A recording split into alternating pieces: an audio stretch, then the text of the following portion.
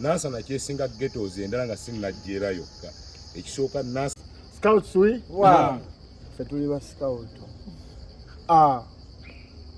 Nze je Kasowe Kikubo, President Nansana Republic. Abali ye mwena nze nsingo bagala. Ngwadde sina mayanjagala gye munjagala nenze nsingo bagala. Nga sinnagenda wala mayinja ansooka enterezeemu omukulu we yagambye nti twali ku Holy Farm gwasooka mu season 1, season 2 tuzze wano. Twali wali omanyi omuntu ng'okyapangisa bw'ozimba ennyumba eyiyo okola ki? Osenduka. Kati obufuzi bwe twamala obuwamba mu Nansana nga tukyali mu bupangisa twazimba capital city y'e Nansana. Wano emuli eno capital city y'ekibuga Nansana. Mubeere Uganda obeera Kampala capital city. Kati Nansana tubeera ku Scouts Paradise. Era nga tugiggulawo ennaku z'omwezi 26 Boxing Day. Bino ebintu nno bya ddala ababiraba nga muli eyo. Kyova olaba salese wano batezi ba butwa bwa mmese. Simanyi bano bankola ddagala ligeza figa no. Ndiwone Kibo musajja alwanirira butonde kusimba miti. Okitegeera omukulu nkoyoyo engineer waffe wulidde engineer azimba ggwanga era asomesa ku ggwanga, asomesa ku kukola, asomesa ku kufuna. So Nansana bya ddala mu abali eyo. Era mbadde njagala ennaku z'omwezi 26 abantu mwenna mbakoola abali eyo mujje mwerabireko ebintu ebiri Nansana batabimanyi. Nti Nansana tugenda kera ku makya abaana abato bajje ebyokuzanyisa by'abaana byonna gyebiri n'okubangula abaana abato okwegomba obulamu obuddako gye buli eno. Tuli mu nsi ndala. Okitegeera. So si Bivulunti Festival abamu bamanyi kuyimba kwokka. Tujja n'okusoma, tujja kuyiga, tujja kulaba ettamanyi na kubangulwa mu mitwe. Okitegeera. Statement zino zoogera mu Luganda, oyo zoogera mu Luzungu. Ebimu temujja bitegeera nina vocabulary nyingi. Okitegeera. So nga 26 mbadde mbasaba mubeerewo mwenna. Kibo management yakitaddemu omukono.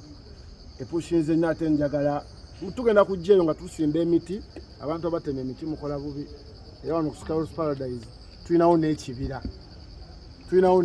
Engineer bagamba erinnya lye bakiyita Mayambala Forest. Olaba nti nno kati kale Kampala na Uganda yalinga ekoppakoppa eno eri balina Mabira Forest, ffe tulina Mayambala Forest. Era otuukayo mulimu enkima, enkobe, biki teweekwasa nti nsasobola kugenda mu festival. Mujje mulabe ekibuga ky'e Nansana capital city, mujje mugirabe mulabe ebyafaayo. Kati funa tikita yo Mausma Alebad. Alebad, come very early for the ticket. Manya look for the Okategedde. Ebisigadde binjogerere muhana. Bana nyongera nange okongera munzikirize nange ticket esooka ya $1,000 esente ez'omuntu wa wansi. Ukitegedde? Anti lino ssomero tubaleeta kuyiga. Ono school fees $1,000. Abagala okusoma ebitali mu nnyo Luzungu ba $2,000. Eno byane ba class teacher babiri. $2,000 mukwata obudde. Sade ntono nnyo. Mujjeko mu Nansana Festival mulabe ku bintu ebyenjawulo mu ggwanga eppya. okuyigira sawa mmeka? Era nga bakyali bange, ba TikToker bannange, ba blogger bannange, ennaku z'omwezi 26 tuli mu kibira eno Nansana Festival. Nawe afande gy'oli bulaza todduka erugazi. Yangwe Nansana nga 26 tano wangombongeko si bya nnoma. Anyiga biwundu. Anyige yamanyi. Naye nga omukulu gyali fikigaza yamani. Mujje tubeere tusanyuka. Abantu mwenna tubalindiridde nga 26 mujje tunyumirwe, tugenda kubeerawo, tugenda bakuba omuziki paka lasiti kambayo n'akapera. Sure. Bonanga nina bode olina mane tubanga tubigatta ne tukola hani olina mane nina bode tugende tuzibye kuba tukola nkola y'amani biga waliyo manyinga abakyamu tubazza mu buntu bulamu era nga abasinga bonna population basikawo era buli ayambala uniform eno aweewo ekitiibwa okusinga omwenge badde bayisaamu amaaso ku kkubo.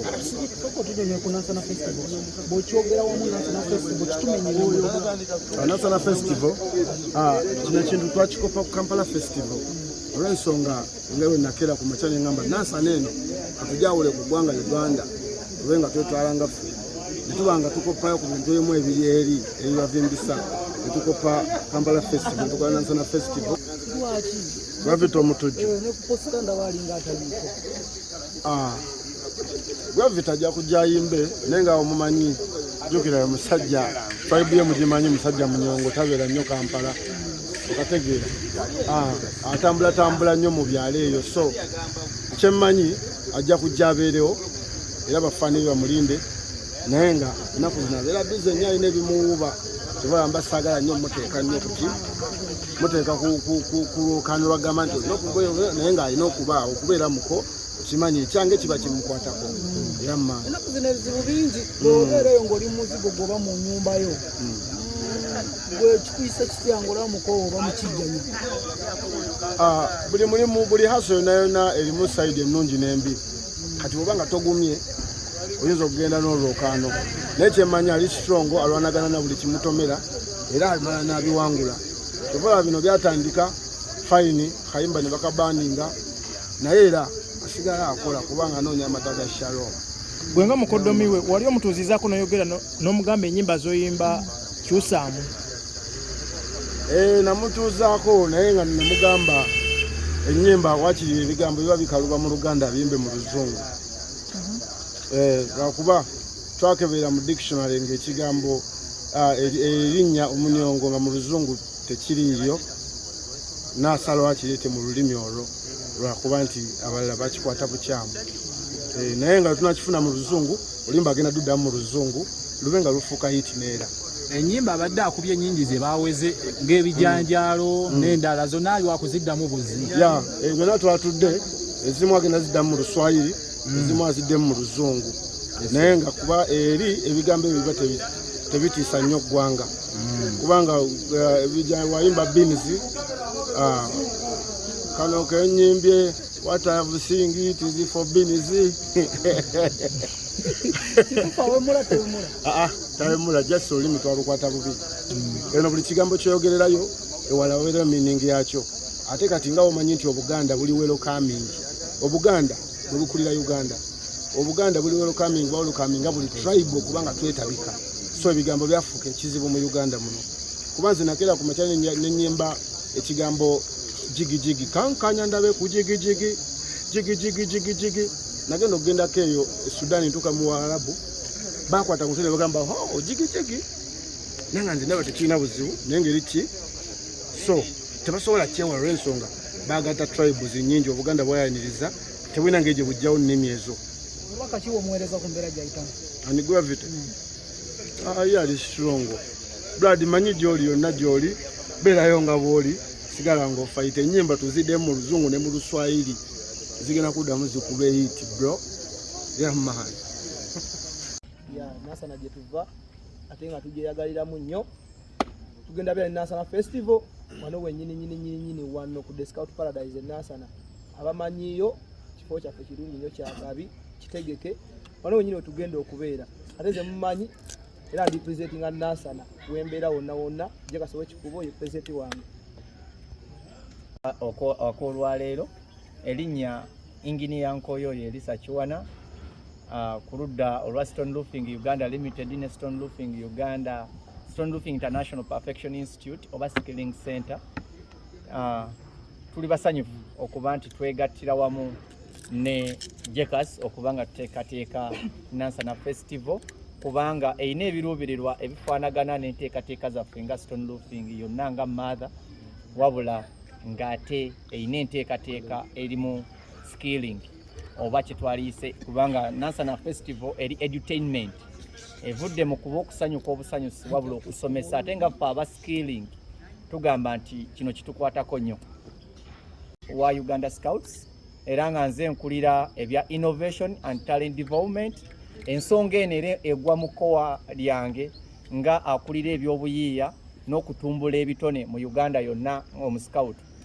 kubanga eno Nansana Camping and Innovation Center lye tuyita ejjalulizo ly'obuyiiya kitukwatako nnyo nga Nansana kibuga ekijjudde ebitone bannabitone bonna bali muno bassebitone ne bannabitone bali mu Nansana efumbekeddemu abantu abali talented nga Nansana Innovation and Talent Development kitukwatako nnyo okuba nti ebintu byonna byosanga muno ojja kulaba nti byonna biri mu line ya talent bisaawe by'omupiira swimming pool basketball court waliwo ebisaawe music studio byonna biri muki biri wano kitegeeza nti tutunuulidde obuyiiya obuli n'ebitone obuli mu Nansana tuli beetegefu okutambulira ekiyita eri safe nnyo mwena abali mumanye nti president waba akiyimiddemu teba buzibu wadde kubanga tetuyinza kwolona kifo kyaffe capital city tetuyinza gizanyiramu ate nga twakagiggulawo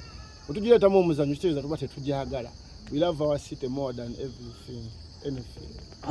Omuntu yandiyagadde okumusigira ku kifaananyi capital city yaffe empya waweeri naddala omuntu oyo agenda okuba nga avudde mu kifo ekyenjawulo naye nga ayagala kyakalireko e Nansana.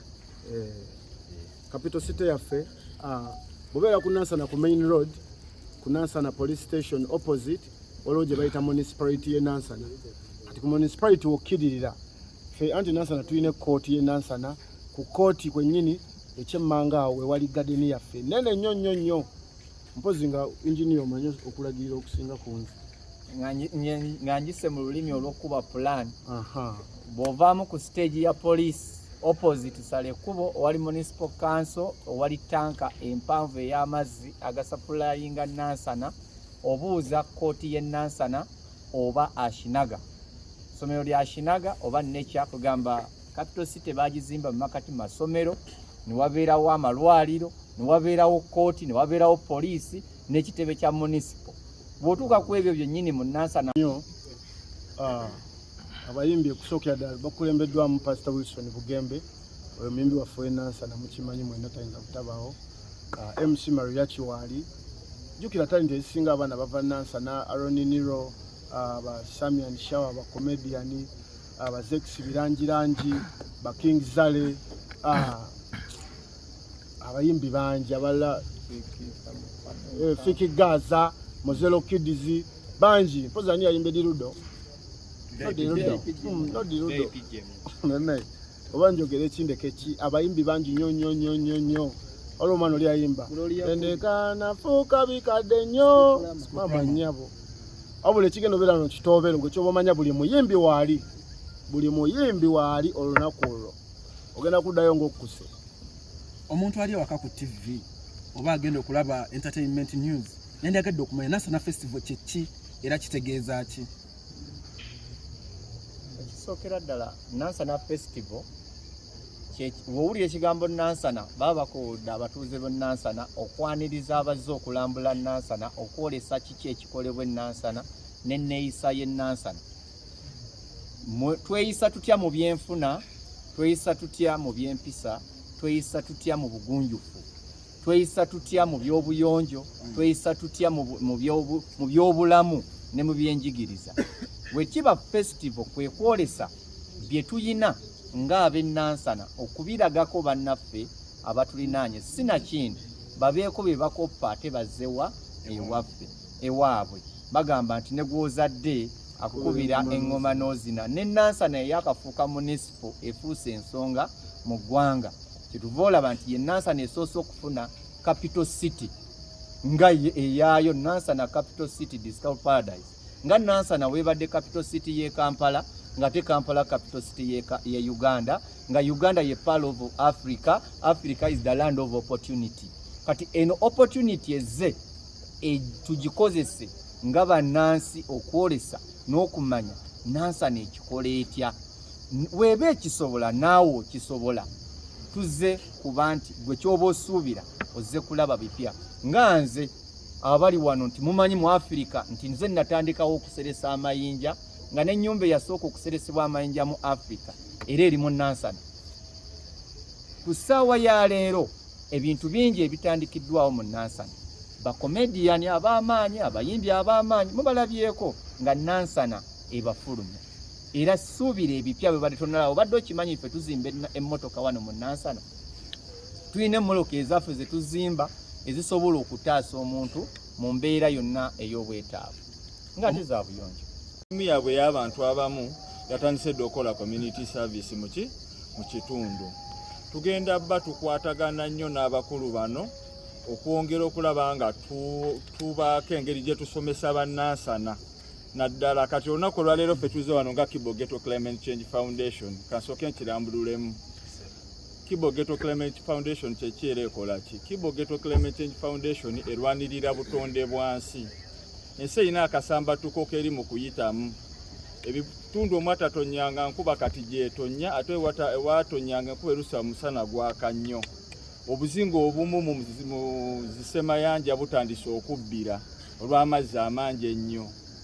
Naye ng'ebyo byonna ekibireeta neeyisa zaffe abantu tutemye emiti egya capturinganga carbon dioxide aviira ddala naddala mu mikka egiva mu mmotoka egireetera ensi okufuna ekibugumu ekya global warming ne kireetawo enkyukakyuka mu mbeera y'obudde n'ebbugumu ku nsi. Kati tukubiriza ffe ng'aba Kibo Ghetto Climate Change abantu okufuba olaba nga bataasa obutonde basimba emiti yamba okukapturinga carbon dioxide oyo baleme kubanga bakola plastic pollution kuba kyomu ku bintu ebisinga okubeera ddala ebibi eri environment kuba plastic tavunda w'omutadde abeerawo myaka gyonna. Era services zaffe ezo eza climate outreach tugenda bba tuziteeka nnyo mu bifo by'ennansana eno naddala mu bya ghetto. Waffe tukolera nnyo mu bifo ebya ghetto ebyenzigota kuba ewasinga obba abantu abangi ate abantu abasinga tebafaayo ku bifo ebyo. Jera naye mugiwulira ne mutya butya. Anti najjera ghetto soko nyambayo kantu kamu Rasbag soko imuko obanyonyole ghetto kitegeeza ki? We live in ghetto, tubeera mu ghetto. Ghetto people consider it negative. Abalowooza nti baaviibwako naye ate ffe tubakwasaganya ne badda ku mbeera. Nansana kyesinga ghettos endala nga si Najjera yokka.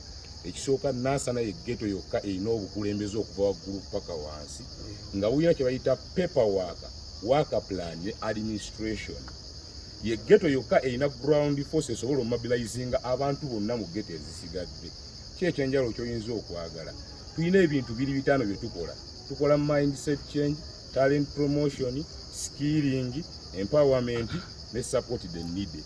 Kitegeeza teri atusobola mu Nansana. Tukola emirimu gy'obwannakyewa kye tuyita charity and voluntary mu ghetto z'ennansana. Kiki oyinza okwagala ekirala? Tulina universities, tulina capital city abalala bazirina, tulina TV, tulina zirediyo. So Nansana yo yanjawulo mu bibuga byonna ebiri mu Uganda. Twafuna Nansana twamala ekyo ekibuga kyokka ekirina ne president ate mu ggwanga Uganda. Kifaanagana n'ensi gye bayita Rome yensi, Vatican yensi, ate ng'esangibwa mu Italy, ate ng'esangibwa mu kibuga Rome. Ate no Nansana esangibwa mu Wakiso Kampala ate mu Uganda. Tukatulibanja omwana basinga bonna abasigadde n'abenajje. Ebiseera bisinga ekifo kiba tekimala. Bakuba kyerina mu bulamu nti nze we ngamba nti sitaati wensimbula mankoze ki bansimbudde. Kubanga mwengawe mundaba eyo kyemba mmanya ntudde wakati w'abasajja balinga bataano abagezi mu ggwanga muno.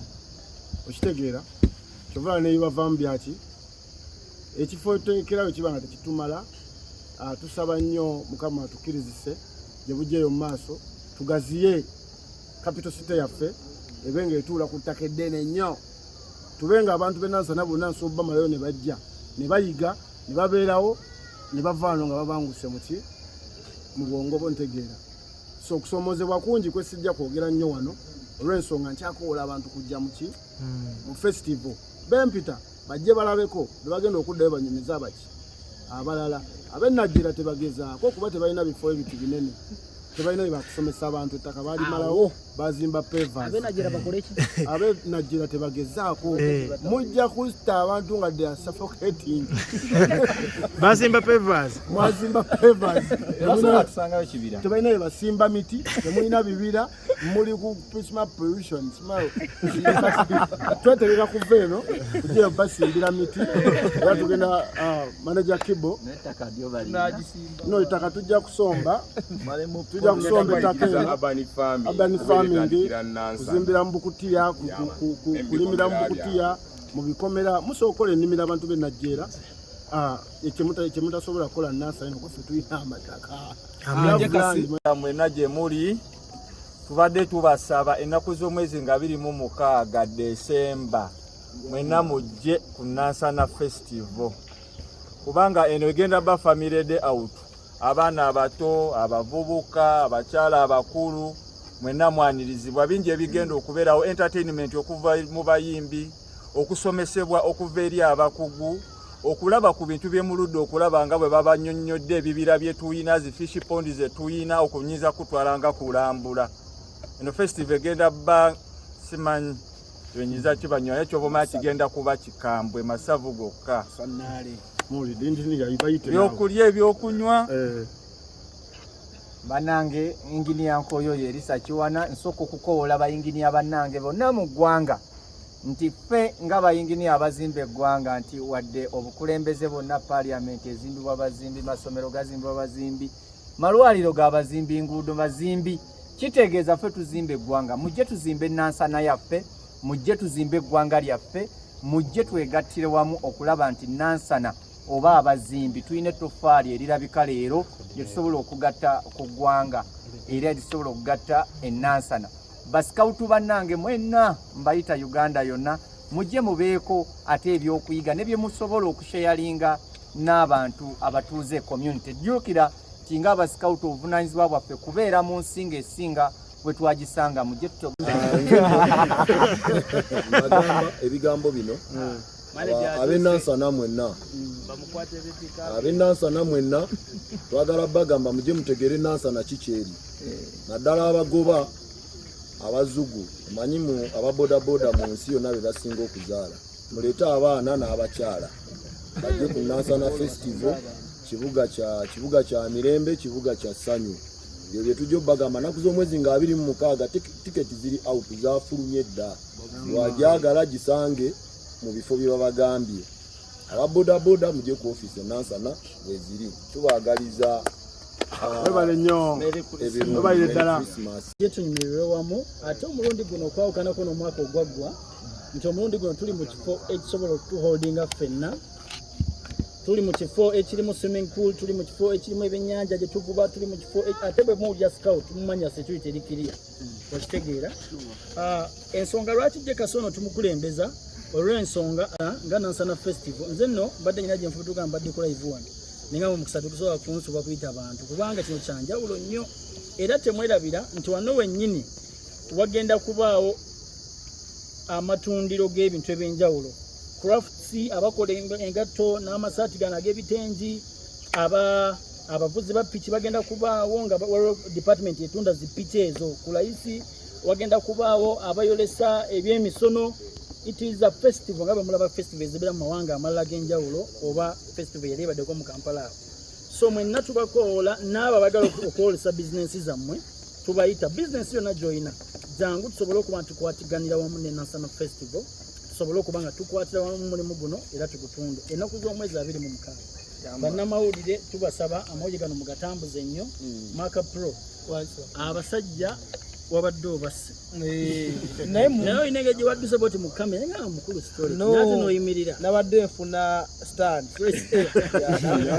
naye nga bambi tubayita tokanga mulwanyi wange omulwanyi gwe nalwanyi naye Yugi Extra Media jangu taata abantu bagala okulaba ku kyali Chaplin Festival season eyokubiri ennaku z'omwezi 26 Boxing Day mujje tubeerewo Frida Icon representing Gaza nze nkiikiridde omukulu Fiki Gaza abadde tali mu Kampala naye tikisobola tugaana kubeerawo ku conference era nga nyongero bajjukiza nga 26 mujje tubeerewo tukikole yamaanyi amanya nze Mubiro Vincent era nga nze CEO wa Kibo Establishments naye nze mu Nansana Festival ku luno nga nze nga Kibo Ghetto Climate Change Foundation tukwataganidde wamu ne mukulu Jekas wa Jekas Empire kulaba nga Nansana Festival egenda mu maaso musuubire bingi ebigenda obeerawo ennaku z'omwezi nga 26 security nnungi enteeka